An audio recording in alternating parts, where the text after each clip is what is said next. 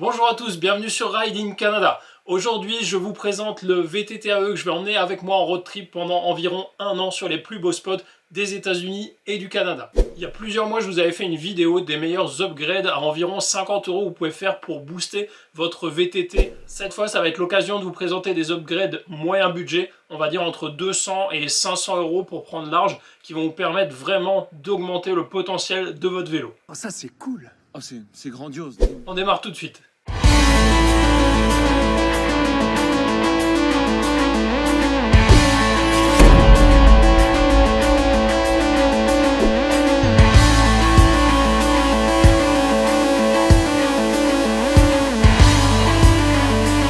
Vous l'apercevez derrière moi, je ne vais pas faire durer le suspense plus longtemps, donc je vais partir au Canada avec un VTT Marine Bike, le modèle Alpine Trail E2.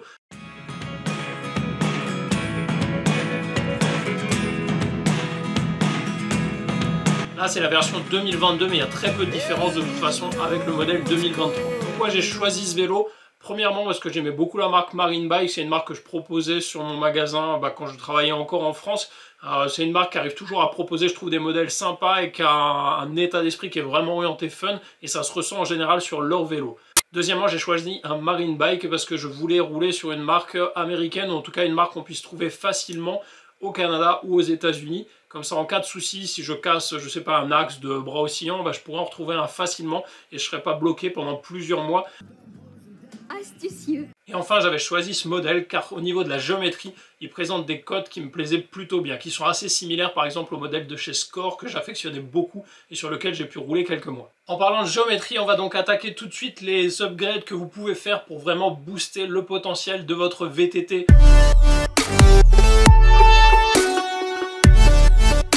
Alors la première chose, ce qui a révolutionné vraiment la pratique ces dernières années, c'est l'apparition et la généralisation des tiges de selle télescopiques. Là où c'est relativement complexe, c'est qu'on fait forcément pas tous la même taille, on n'a pas tous la même taille de jambes.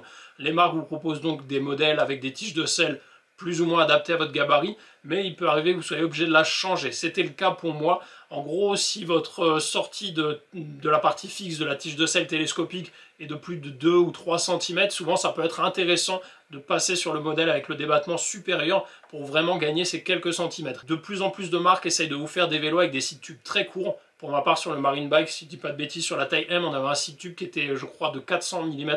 Par contre, avec la tige de selle d'origine en 150 mm, je me retrouvais à avoir 4 ou 5 cm de partie fixe au-dessus du tube, ce qui servait donc à rien. C'est comme si j'avais pris un vélo avec un scie tube de 450, ce que je ne voulais pas du tout et ce que j'avais déjà eu par le passé. Donc voilà, j'ai modifié la tige de selle, je suis parti sur une 175 mm de débattement pour vraiment l'adapter le plus possible à ma morphologie. Ça paraît tout bidon, mais c'est un point qui est vraiment important et qui n'est pas à négliger. Alors je sais que ça fait encore des frais en plus, mais de toute façon quand vous avez acheté un vélo à 6 000 €, c'est dommage de vous brider après pendant un an et demi parce que vous n'avez pas la bonne tige de selle. Un truc tout bête, mais c'est que vous pouvez aussi essayer d'échanger votre tige de selle pendant qu'elle est encore neuve, avec soit un magasin qui est sympa et qui jouera le jeu, ou alors le magasin où vous avez acheté le vélo, ou alors tout simplement avec un pratiquant qui lui aurait une tige de selle par exemple avec un débattement beaucoup trop grand et qui recherche une plus courte. J'ai changé le modèle d'origine X-Fusion par un modèle de chez Transix parce que c'était un modèle qui était vraiment bon marché et que j'avais sous la main dans le bon débattement. C'est pas forcément une excellente tige de selle, elle présente quand même pas mal de jeux, elle n'est pas super rapide on va dire à la descente, mais voilà, il vaut mieux une moins bonne tige de selle, mais avec un débattement adapté à votre morphologie, plutôt que d'avoir une très bonne tige de selle, un modèle à 300 €, mais sur lequel vous allez manquer encore 3 ou 4 cm, surtout dans des passages vraiment pentus, ça peut vous sauver la vie. Moi je suis pas un grand expert quand la pente est très très raide, et je suis vraiment content d'avoir ces 2-3 cm en rab, pouvoir me baisser plus facilement sur l'arrière, et tant pis s'il y a un peu de jeu dans la selle.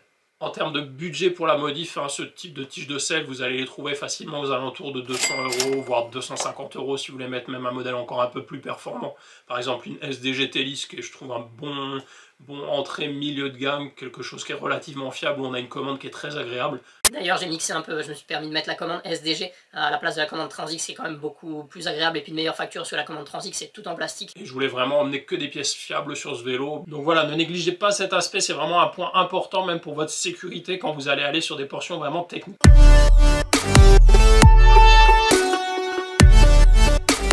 Grille numéro 2 en budget moyen pour booster votre enduro, ça va être au niveau des freins. Je trouve que sur un enduro, le plus important, c'est les suspensions et les freins. Le reste, c'est quasiment de l'accessoire. Pour avoir vraiment des bons freins, il faut un gros diamètre et puis des freins assez puissants. Alors sur le Alpine Trail E2, on retrouve des SLX 4 pistons. C'est des freins qui marchent plutôt bien, j'avais un très bon souvenir de ces freins-là. C'est vrai qu'après plusieurs saisons passées sur des Formula Cura 4 avec un disque en 220 à l'avant, je dois bien admettre que j'étais un peu déçu par les SLX. Alors il y a deux choses qui jouaient là-dessus. Déjà d'origine, les disques Shimano Centerlock avec cet alliage un peu spécial, on sait pas si c'est du métal ou du plastique, tellement ça a une consistance bizarre. Franchement, ça freine pas terrible, donc je les ai dégagés assez rapidement. Ensuite, les plaquettes d'origine Shimano sont pas non plus fantastiques. Leurs plaquettes organiques vont chauffer assez vite et on n'a pas un mordant qui est conséquent. Je me suis rendu compte que quand j'ai changé les plaquettes pour des breakings, toujours organiques important, mais j'avais quand même une puissance de freinage qui était un peu plus importante. La première chose que vous pouvez faire si vous voulez augmenter facilement votre puissance de freinage sans vous ruiner, sans dépenser des fortunes, c'est d'opter pour des disques plus grands. Comme vous le voyez, j'ai des disques différents. J'avais voulu jouer la carte du tuning, on va dire, avec des disques un peu anodisés à l'avant et à l'arrière. J'étais parti sur 2 disques revert. Le problème, c'est que cette référence existe qu'en 200 mm. Donc j'ai mis 2 disques de 200. Je me suis rapidement rendu compte que le 200 à l'avant, c'était quand même un peu short pour du VTT-AE engagé. Donc j'ai gardé le disque à l'arrière parce que je le trouve beau, il fonctionne plutôt bien. Attention, il chauffe un petit peu quand même, je trouve. C'est pas le meilleur disque que j'ai eu, mais voilà, il s'en tire bien et puis ça apporte une touche encore de gaieté, on va dire, sur le vélo qui me plaît bien. Et par contre, à l'avant, donc pour passer sur du 220, j'avais plusieurs options possibles. J'ai voulu tester vraiment option pas chère. Je suis parti sur un disque NIT qu'on m'avait conseillé de chez Ultrix. C'est un disque en 220 qui fait 22,99 €. Et bah franchement, il est béton. Le disque ne se voile pas. Il y a même des témoins d'usure dessus. Il est plutôt beau, je trouve. C'est pas trop lourd, pas trop light, il y a une bonne épaisseur et franchement ça freine d'enfer, il chauffe pas, le traitement dessus n'a pas cramé, il n'a pas d'éteint. Je vous conseille vraiment, donc voilà, 2 disques en 220, ou à la rigueur un 220 à l'avant, un 200 à l'arrière, souvent ça suffit largement. Vous allez être pour 40 €, mais vous allez vraiment optimiser votre freinage. Ensuite la deuxième chose, mais qui sera pas visible à l'image, parce que j'ai pas encore eu le temps de les monter, mon vélo va bientôt partir en conteneur. Si vraiment vous voulez avoir de la puissance, c'est de monter à la place des étriers Shimano un étrier Magura MT5. Ça tombe bien, les freins Magura MT5 sont des freins qui ont plutôt un bon rapport qualité-prix, voire un très bon rapport qualité-prix. Et aujourd'hui, sur le net ou sur des shops spécialisés, on en trouve facilement à des tarifs très abordables. C'est pas rare de trouver la paire, donc frein avant, frein arrière, complet aux alentours de 140, 150 €, même si je sais que c'est pas le prix public conseillé, mais voilà, on arrive à en trouver. N'hésitez pas à discuter avec votre boucleur, c'est toujours mieux si vous pouvez l'acheter en magasin, et si vous avez un bon vélociste, quelqu'un qui fait régulièrement du volume sur ce type de pièces, il pourra largement vous proposer ces tarifs. Gardez les leviers Shimano, ils sont de bien meilleure qualité que les leviers en résine Magura. Si vous voulez la technique, n'hésitez pas à aller voir la vidéo que j'avais fait il y a quelques temps sur comment monter un étrier Magura avec un levier Shimano et vous verrez, vous aurez un résultat détonnant. Quelque chose à ne pas mettre entre toutes les mains parce qu'avec, vous êtes satellisé. Vous êtes dans un autre monde. Il y a vraiment une grosse puissance de freinage. On a tous les avantages du levier Shimano avec la fiabilité du levier, la solidité de la membrane, mais également la solidité du levier en lui-même parce qu'il est en métal, il n'est pas en résine. Et puis les facilités de purge parce qu'on va pouvoir fixer l'entonnoir Shimano dessus. Il y aura juste une seringue Magura raccordée au niveau de l'étrier et vous allez éviter de vous arracher les cheveux quand il faudra faire une purge la veille d'une course. Donc voilà pour cette partie freinage. Comme vous voyez, il y a 2 choix possibles. On peut même coupler les deux. Mais en gros, la première étape, les disques, il y en a à peu près pour 45 €. Deuxième étape, si vous voulez aller encore plus loin et que vous n'avez pas assez de puissance, les étriers Magura, couplés toujours au disque de 220. Vous allez voir, ça va vraiment dépoter. Je me kiffe.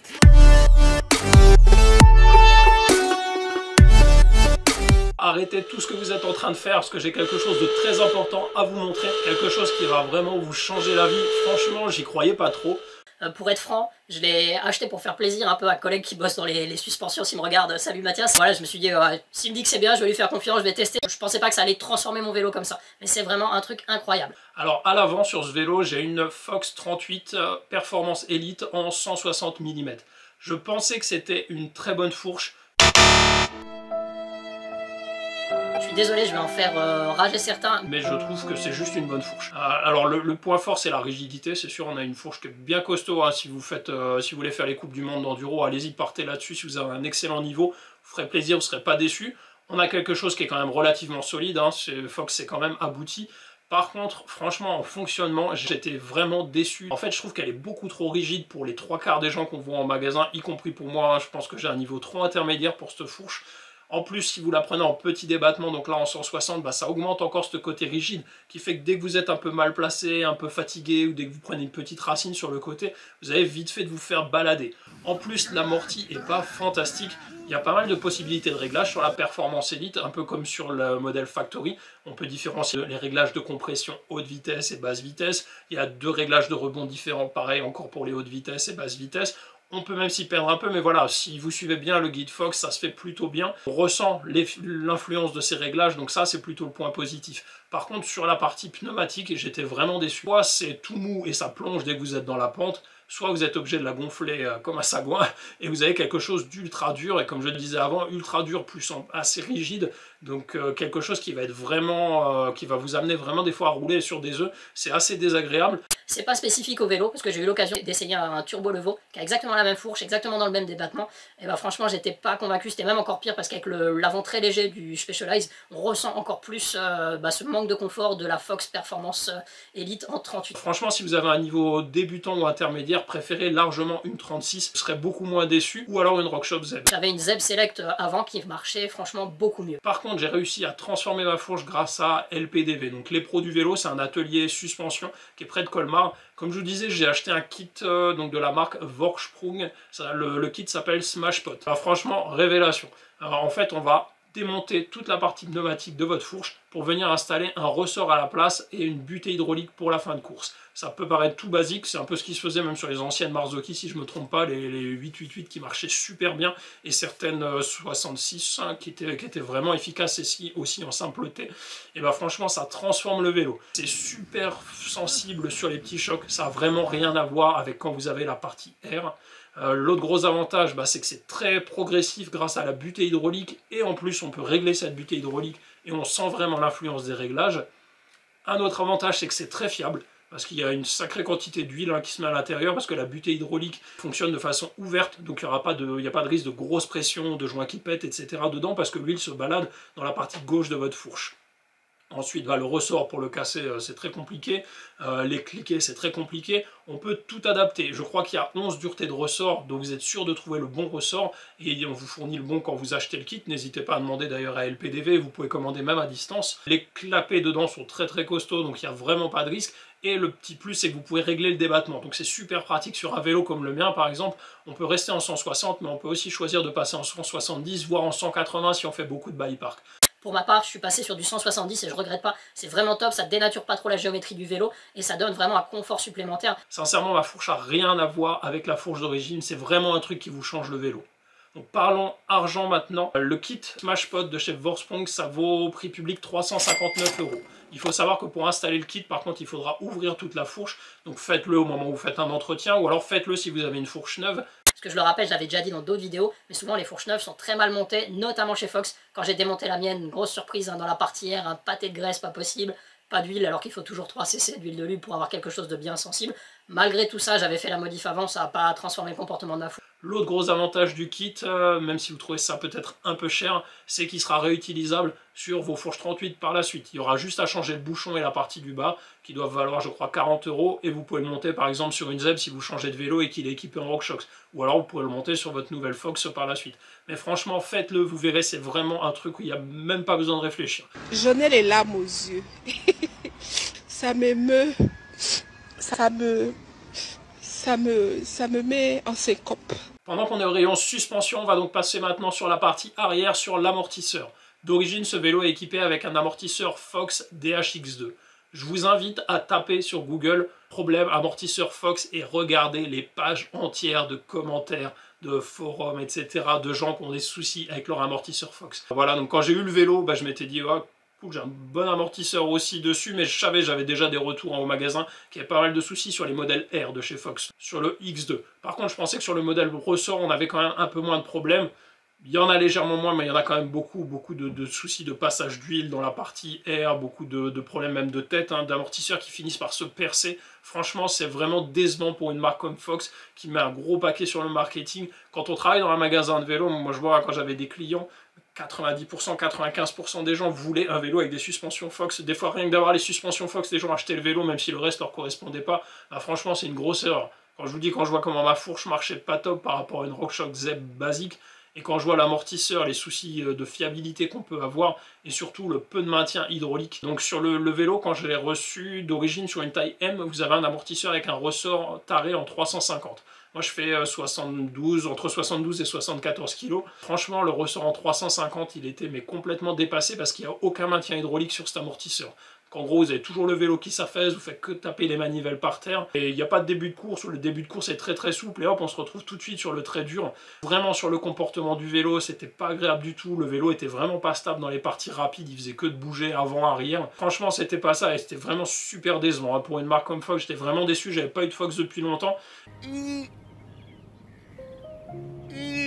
Par contre, j'ai trouvé mon bonheur. Alors là, j'ai cassé la tirelire. Ça fait pas partie des upgrades sur lesquels je vais trop insister dans la vidéo. Mais si vous voulez mettre un bel amortisseur, un bon amortisseur, n'hésitez pas. Moi, je suis parti sur un EXT Historia. Donc, c'est un amortisseur ressort qui a l'avantage de présenter aussi, comme pour la fourche, une butée hydraulique qu'on va pouvoir régler. Donc, vous réglez à partir de quel moment, on va dire, elle prend le relais et puis avec quelle intensité pour ne pas talonner sur la fin de course. On a un système de blocage. Alors, j'étais un peu sceptique, moi, il y a quelques années. C'est vrai que quand je voyais des gens réclamer un blocage sur les vélos électriques, je me disais, mais... Il est malade, il est bête ou quoi? Ils ont fait pipi dans votre tête? J'ai un peu changé d'avis, il y a que les idiots qui changent pas d'avis. Mais comme j'emmène qu'un seul vélo au Canada, je veux vraiment un vélo qui ait de l'autonomie, qui pédale bien aussi, qui puisse faire des gros trails, qui puisse même faire du bike park, parce que j'emmènerai pas de vélo de descente, mais qui puisse pédaler sur des longues distances, qui puisse faire du 2000 D+. Et dans ces moments-là, quand je vais en chier, quand il y aura l'altitude, etc., je peux vous dire que je serais bien content de trouver le blocage, surtout un blocage comme ça. Une position ferme comme on a sur beaucoup d'amortisseurs maintenant, sur lequel on peut régler le seuil, qui se débloque en plus si vous prenez un gros choc et que vous oubliez de l'ouvrir, c'est vraiment super efficace. Ça a transformé mon vélo en montée. Comme il y a du maintien, il se casse plus en deux, même quand l'amortisseur est ouvert. Quand l'amortisseur est fermé, alors là c'est encore mieux. Vous avez un vélo qui grimpe super bien, qui a beaucoup de rendement. Et puis quand on est sur des parties plates avec l'amortisseur bloqué, ça aide aussi beaucoup. Et c'est tout con, mais ça m'a fait gagner quand même pas mal d'autonomie sur des grandes sortes. Franchement, je le regrette pas. Mais la qualité est au rendez-vous, le fonctionnement est vraiment au rendez-vous. Vous avez une plage de réglage immense. C'est impossible que ça ne fonctionne pas avec cet amortisseur-là. Si vous êtes intéressé par la gamme EXT, vous pouvez aussi vous renseigner sur le site de LPDV, donc les pros du vélo. Sans aller aussi loin, si vous n'avez pas le budget pour changer votre amortisseur, veillez à ce qu'il soit bien adapté à votre poids, à votre morphologie, à votre pilotage, à votre type de pratique. Et là, vous êtes quitte pour 40 € ou 50 €, donc vous voyez, c'est quelque chose d'abordable et qui va apporter quand même tout de suite beaucoup de confort, beaucoup de sécurité aussi sur le vélo. Je pense que là, sur un vélo en taille M, donc pour des gens en général qui ont fait entre 70 et 80 kg, un ressort en 350 va très bien sur un amortisseur qui fonctionne bien. C'est d'ailleurs le tarage que j'ai sur l'amortisseur EXT. Par contre, sur un amortisseur où au final l'hydraulique est quasiment absent, où il y a très peu de maintien, on se rend compte qu'il est largement dépassé. Et donc un ressort en 400 ou en 375 même aurait été bien performant.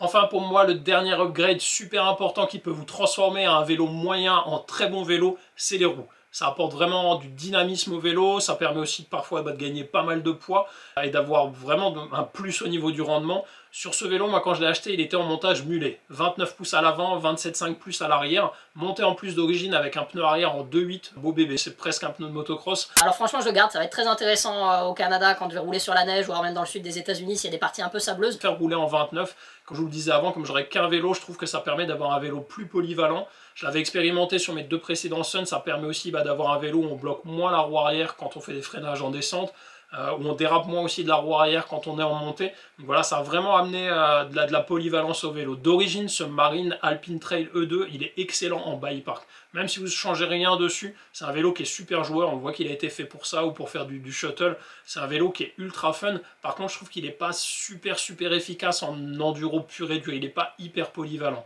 Là, avec le nouvel amortisseur et les roues en 29, ça a changé le vélo. Franchement, c'est plus le même vélo. C'est quasiment toujours aussi fun en descente. On n'a pas de souci à placer la roue arrière parce qu'on va avoir des bases qui sont très courtes. Vous avez des bases en 435. La roue arrière passe sans problème. On peut monter du 2.4 ou du 2.5. Ça ne va pas venir frotter. Je vous montre à l'image. Vous voyez, la peinture n'est pas bouffée. Pourtant, j'ai déjà fait 1500 km sur ce vélo. Et par contre, on a un vélo là qui marche bien partout. Il fonctionne bien en descente. Il fonctionne bien en montée.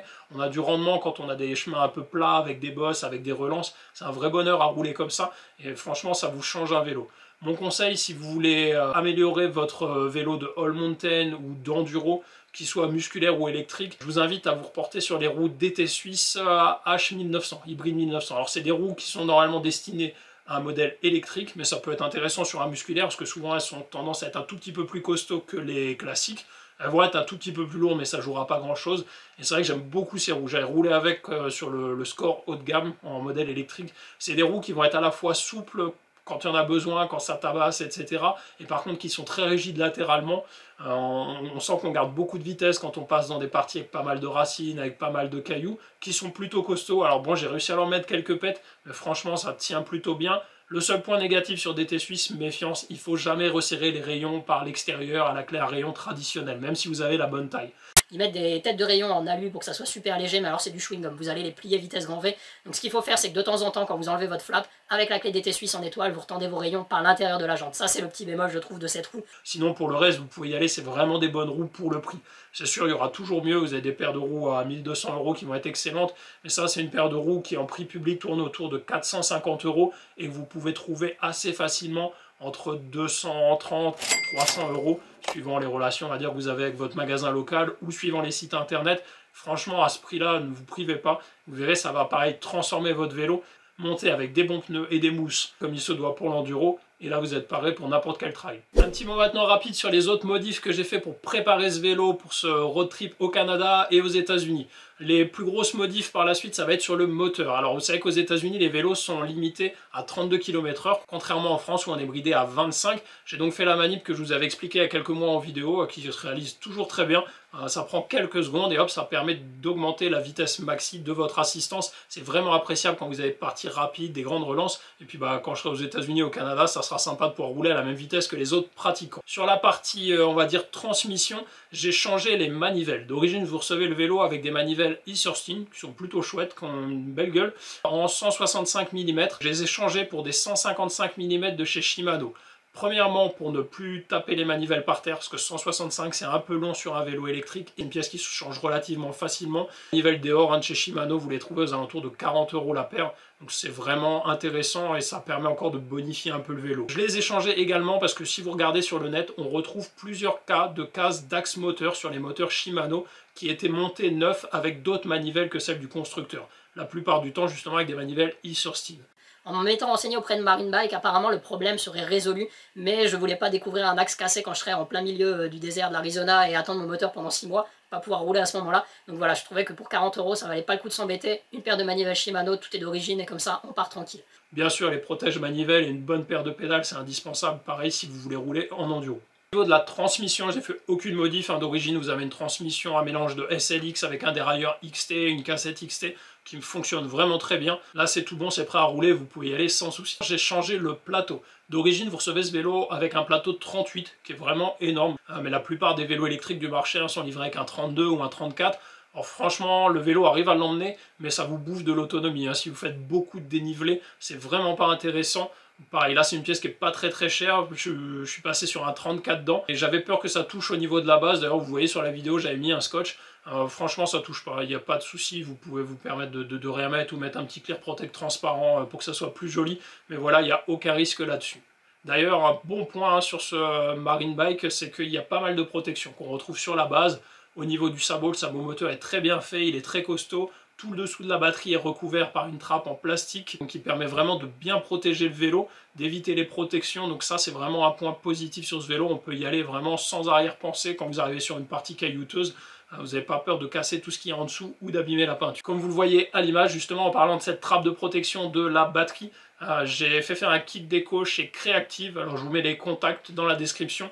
Je trouvais que le vélo il était un peu de terrain d'origine et puis je voulais mettre le vélo on va dire aux couleurs de la chaîne YouTube. Et faire un petit clin d'œil aussi à mon chien qui peut plus forcément m'accompagner sur les trails. Donc voilà, merci, un grand merci à Alexandre qui m'a fait ce kit déco qui est vraiment du plus bel effet et ça permet de protéger encore un peu plus le vélo et en même temps c'est joli donc ça c'est tout bénef. Pour finir le tour des modifs, on va se pencher sur le poste de pilotage. Donc forcément j'ai rehaussé un peu le cintre, j'aime pas avoir le cintre trop bas et j'ai surtout changé la potence. D'origine le vélo il est livré avec une potence en 50 mm. Moi je suis quand même petit en général pour la taille M, donc j'ai raccourci un peu ça pour pouvoir passer derrière plus facilement et avoir un vélo encore un peu plus joueur. Donc j'ai monté une potence en 35 mm et qui permet de rehausser un petit peu le guidon. Pour le cintre j'ai gardé le race face d'origine en 35 mm qui va très bien. Et vous le verrez à l'image, j'ai installé une sonnette Timber avec sa clochette qui est débrayable. Ça servait en Alsace parce qu'on a une espèce très dangereuse qui s'appelle les chasseurs suisses. C'est moi. Non, c'était rien. Là, c'est un coup vraiment à mourir, et puis ça va servir pour une autre espèce dangereuse, comme je vais passer pas mal de temps en Colombie-Britannique ou en Alberta, voire en Caroline du Nord, qui sont des coins où il y a quand même des ours. Toujours intéressant quand vous roulez seul ou sur des parties un peu dangereuses, on va dire, de pouvoir vous signaler, de pouvoir faire un peu de bruit pour éviter une mauvaise rencontre.